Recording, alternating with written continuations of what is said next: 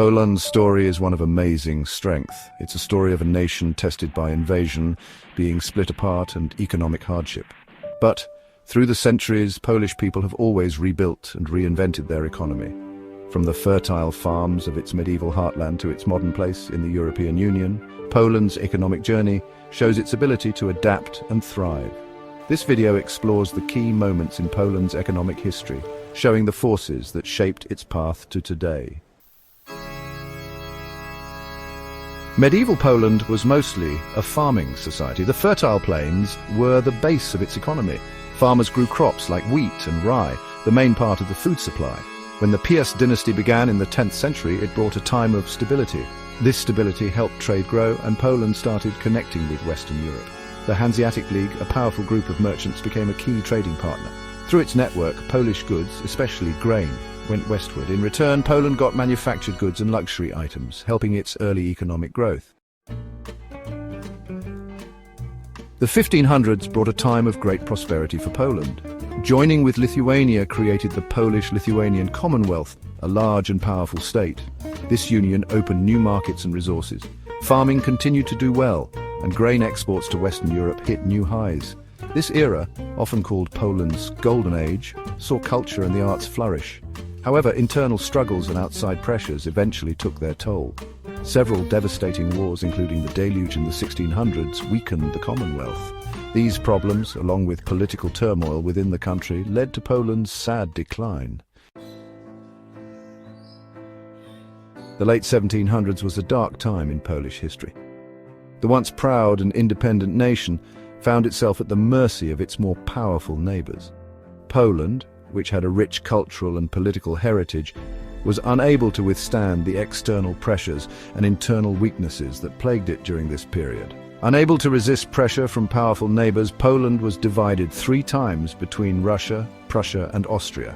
These partitions, occurring in 1772, 1793, and 1795, effectively erased Poland from the map of Europe for over a century. Each partitioning power sought to exploit the region for its own benefit, leading to significant changes in the political and economic landscape. This division had deep and lasting effects on the Polish economy. The once unified economic system was fractured, and the different regions began to develop at different rates. The economic policies imposed by the partitioning powers created disparities that would have long-term consequences for the Polish people. Each partitioning power put its own economic rules in place. These rules were designed to benefit the occupying power, often at the expense of the local population. The economic strategies varied significantly between the 3 powers, leading to uneven development across the region. Prussia, focused on industry, developed its part of Poland faster. The Prussian authorities invested in infrastructure and industrial projects, leading to rapid economic growth in their controlled territories. This industrial focus helped to modernize the region, but also created a stark contrast with the less developed areas. Austria, with a more relaxed approach, allowed some economic growth. The Austrian administration was less aggressive in its economic policies, which allowed for a more gradual development. This approach led to a more balanced, though slower, economic progress in the Austrian-controlled regions. Russia, however, mostly ignored its Polish territories, stopping economic development. The Russian authorities were more focused on their own internal issues and did not invest significantly in the Polish lands. This neglect resulted in stagnation and underdevelopment in the Russian-controlled areas. The partitions created big economic differences between different areas of Poland. The varying levels of investment and development by the partitioning powers led to significant regional disparities. These differences were not just economic, but also social and cultural, affecting the lives of the Polish people in profound ways. These differences would continue to affect the country's economy for many years to come. The legacy of the partitions left a lasting mark on Poland, influencing its economic development well into the 20th century. The regional disparities created during this period can still be seen in the economic landscape of modern Poland. Section 5. A Nation Reborn, Tested by Fire. The Interwar Years.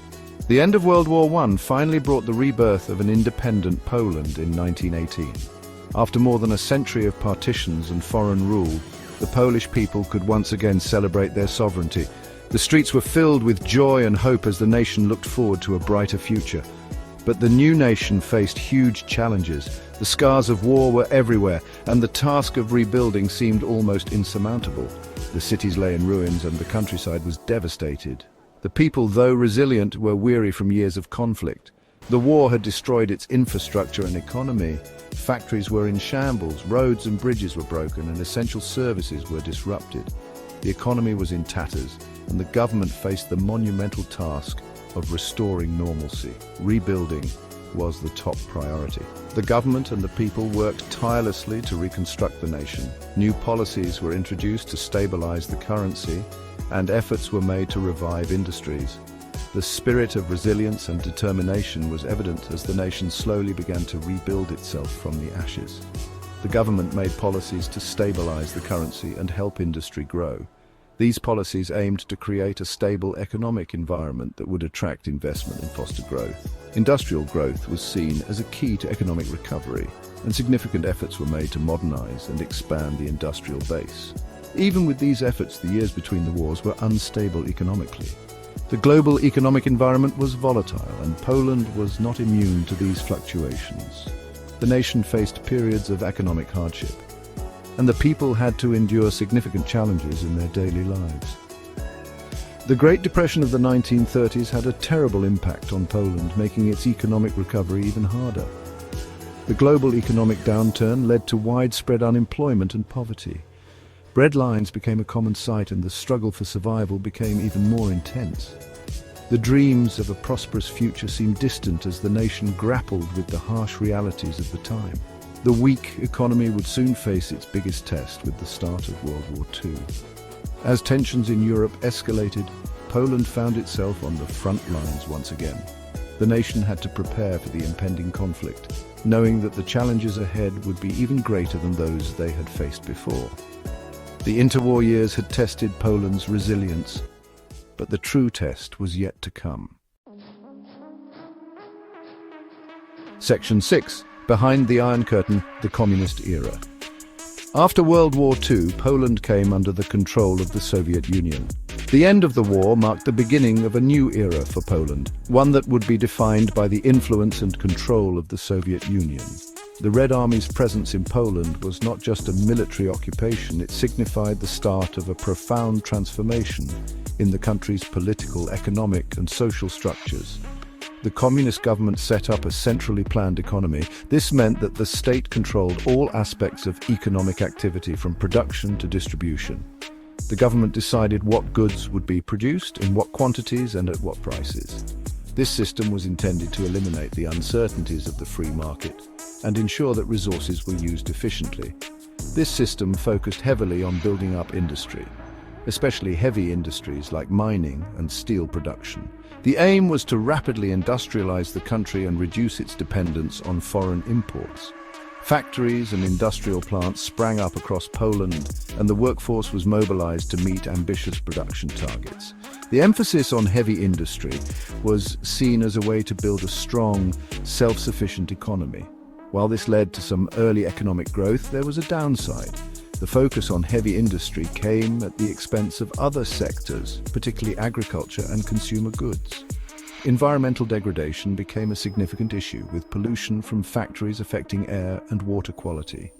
The rapid industrialization also led to urban overcrowding and strained public services. Things people needed every day were neglected, leading to shortages and a lower quality of life for many. Basic necessities like food, clothing, and household goods were often in short supply. Long queues outside stores became a common sight, and rationing was introduced to manage the scarcity of essential items. The centrally planned economy struggled to meet the needs of the population, leading to widespread dissatisfaction. By the 1970s, Poland's economy was struggling with inefficiency and debt. The initial gains from industrialization had plateaued, and the system's inherent flaws became more apparent.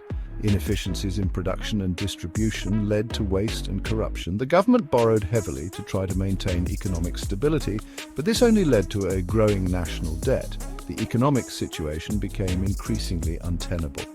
The 1980s saw many protests and strikes, driven by economic hardship and a desire for political change. Workers and citizens took to the streets to demand better living conditions, more political freedom, and an end to the oppressive regime. These protests were often met with harsh responses from the government, but they continued to grow in size and intensity. The unrest reflected the deep dissatisfaction with the communist system.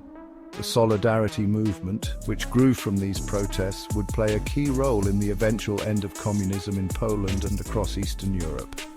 Founded in 1980, Solidarity was the first independent labor union in a Soviet bloc country. It quickly gained millions of members and became a powerful force for change. The movement's leaders, including Lech Walesa, negotiated with the government for greater political freedoms and economic reforms.